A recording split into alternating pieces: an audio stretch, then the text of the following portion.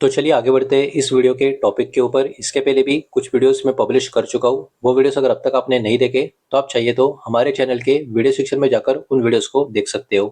तो यहाँ पर हम डिस्कशन करने वाले हैं Hathaway cable and Datacom limited इस कंपनी के शेयर के बारे में। इसका अभी का जो प्राइस है 11 रुपए के करीब का आपको नजर आएगा। हल्की सी गिरावट इस स्टॉक में आज के दिन हमको यहाँ पर देखने को मिल रही है। सबसे पहले इसका आज का पैटर्न देखिए इंट्राडे का, तो फ्लैट नेगेटिव टाइप का पैटर्न नजर आ रहा है। कोई खास मोमेंटम देखने को तो नहीं मिल रहा। सबसे पहले पिछले 6 महीने का पैटर्न अभी हम देखने की कोशिश करें तो 6 महीने का पैटर्न भी फ्लैट है। 8 रुपया से लेके 12 रुपया या 9 रुपया से लेके 12 रुपए के बीच में ये स्टॉक कहीं ना कहीं पिछले 6 महीने में ट्रेड करता हुआ हमको देखने को मिल रहा है। लेकिन देखिए स्टॉक के जो लोवेस्ट लेवल है वो धीरे धीरे ऊपर की तरफ आ रहा है और ऊपर की तरफ का ये लेवल अभी भी स्टॉक का मेंटेन है। मतलब स्टॉक कहीं ना कहीं अपना ट्रेड ऊपर की तरफ लेकर जाने की कोशिश कर रहा है। उसके बाद 1 साल का पैटर्न देखे तो 1 साल पहले स्टॉक अराउंड 15 रुपए के आसपास का था। बीच में 8 रुपए के आसपास चला गया था। अभी अराउंड 11 रुपए के आसपास चल रहा है। तो स्टॉक में मूव पिछले 1 साल में कहीं ना कहीं नजर तो आ ही रहा है। इसके अलावा डायरेक्टली जितना लॉन्ग टर्म का पैटर्न अवेलेबल है उतना लॉन्ग टर्म का पैटर्न अगर हम देखें तो देखिए लॉन्ग टर्म का पैटर्न इतना प्रॉमिसिंग बिल्कुल भी देखने को नहीं मिलेगा। स्टॉक अभी क्लियरली लॉन्ग टर्म में भी काफी बड़े डाउन ट्रेंड में देखने को मिल रहा है और कहीं ना कहीं अपना ऑल टाइम लो का जो लेवल होता है उस जोन के करीब यहाँ पर हमको देखने को मिल रहा है। अभी चलिए थोड़ा सा आगे बढ़ते हैं। इस कंपनी का जो बिजनेस है उसको थोड़ा बहुत यहाँ पर हम समझने की कोशिश करेंगे। तो एक्चुअली एक कंपनी करती क्या है, तो Hathaway cable and Datacom limited इस कंपनी की बात करें तो ये कंपनी ब्रॉडबैंड इंटरनेट और डिजिटल केबल टीवी कंपनी के रूप में हमारे कंट्री में काम करती हुई आपको देखने को मिलेगी। तो सिंपल सी बात है, ये कंपनी क्या करती है, ये कंपनी प्रोवाइड करती है हाई स्पीड इंटरनेट जिसका फाइबर ब्रॉडबैंड भी अभी के टाइम बोलते रहोगे। तो ये बहुत सारे घरों को बिजनेसेस को ये प्रोवाइड करती है, साथ ही साथ डिलीवरी भी करती है डिजिटल केबल टेलीविजन के सर्विसेज। जो ऑब्वियस सी बात है मेट्रो हो या गांव साइड हो आपको ये ज्यादा करके एरियाज में देखने को मिलेगा। किसी किसी कंपनी का बहुत सारा अलग अलग टाइप का ये सर्विस आज के टाइम पे शुरू हुआ है। अब सबसे इंपॉर्टेंट चीज यहाँ पर ये निकल कर आती है, ये वाला कंपनी मार्केट में पिछले कुछ समय से बहुत ज्यादा चर्चा में क्यों देखने को मिल रहा है, बिकॉज ये कंपनी अभी के टाइम रिलायंस ग्रुप का जो इकोसिस्टम है उसका ही पार्ट आपको देखने को मिलती है। बिकॉज रिलायंस ने इस कंपनी का जो कंट्रोलिंग स्टेक है इसको एक्वायर करके रखा है। अब रिलायंस ग्रुप ऑब्वियस सी बात है दो है, एक अनिल अंबानी जी का, एक मुकेश अंबानी जी का। तो यहाँ पर मुकेश अंबानी जी का जो रिलायंस ग्रुप है उसकी यहाँ पर बात हो रही है, ये बात आप यहाँ पर ध्यान में रखें। तो कहीं ना कहीं एक बहुत ही दिग्गज ग्रुप को बिलोंग करने वाली ये कंपनी अभी के टाइम बन चुकी है। हालांकि स्टॉक का परफॉर्मेंस पिछले कुछ सालों से बिल्कुल भी प्रॉमिसिंग देखने को नहीं मिला है, लेकिन जो कंपनी का बिजनेस है वो बिजनेस ऐसा है जिसका डिमांड अभी भी अच्छा है और आने वाले सालों में इसका डिमांड और भी बढ़ सकता है। और जिस पर्टिकुलर ग्रुप को ये कंपनी बिलोंग कर रही है एक बहुत ही अच्छा खासा मैनेजमेंट का सपोर्ट इनके पास है। अगर बहुत ही बढ़िया कुछ काम हो गया तो बहुत ही हाई चांस है कि स्टॉक में इस कंपनी में भी बहुत ही बड़ा टर्न अराउंड हमको यहाँ पर देखने को मिल जाए। कंपनी के बिजनेस सेगमेंट की बात करें तो बिजनेस सेगमेंट कंपनी के दो ही आपको देखने को मिलेंगे। एक मतलब ब्रॉडबैंड सर्विस जिसमें company fibre broadband internet residential और बिजनेस कस्टमर्स को प्रोवाइड करने का काम करती है।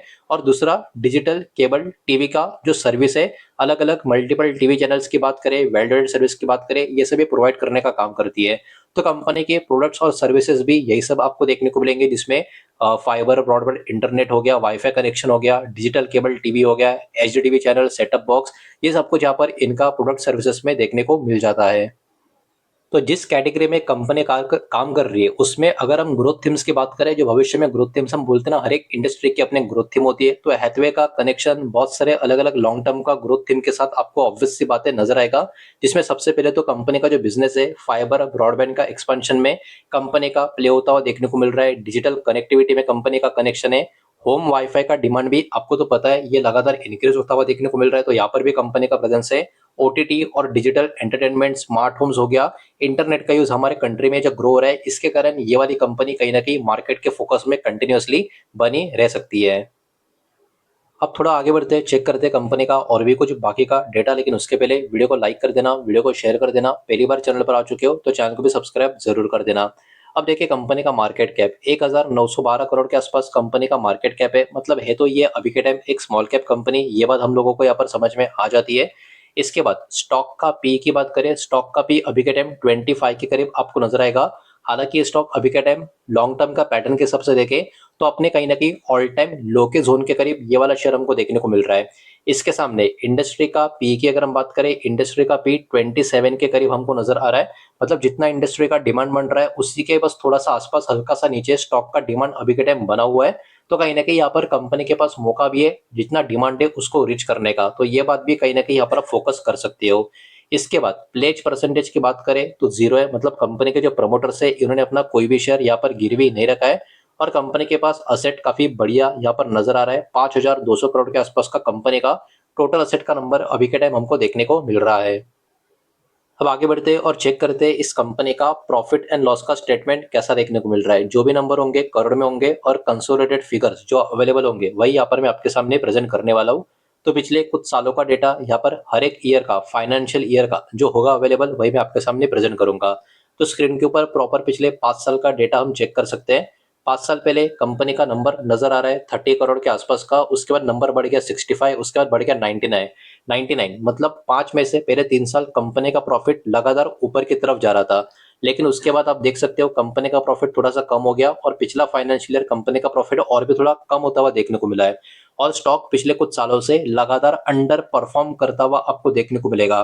तो लेकिन नंबर इतने भी खराब नहीं है जितना खराब स्टॉक का परफॉर्मेंस हमको देखने को मिला है। मतलब कहीं ना कहीं इस स्टॉक के ऊपर फोकस रखा जा सकता है, ये तो इन नंबर से हमको समझ में आ रहा है। बिकॉज कंपनी किसी भी तरीके से लॉस में बिल्कुल भी नहीं है, कंपनी प्रॉफिट में भी है। प्रॉफिट के नंबर भी कंपनी के खराब नहीं है, अच्छे आपको देखने को मिलेंगे। 5 में से पहले 3 साल कंपनी का प्रॉफिट लगातार ऊपर भी जा रहा था, लेकिन पिछले 2 साल धीरे धीरे कंपनी का प्रॉफिट नीचे की तरफ आ रहा है।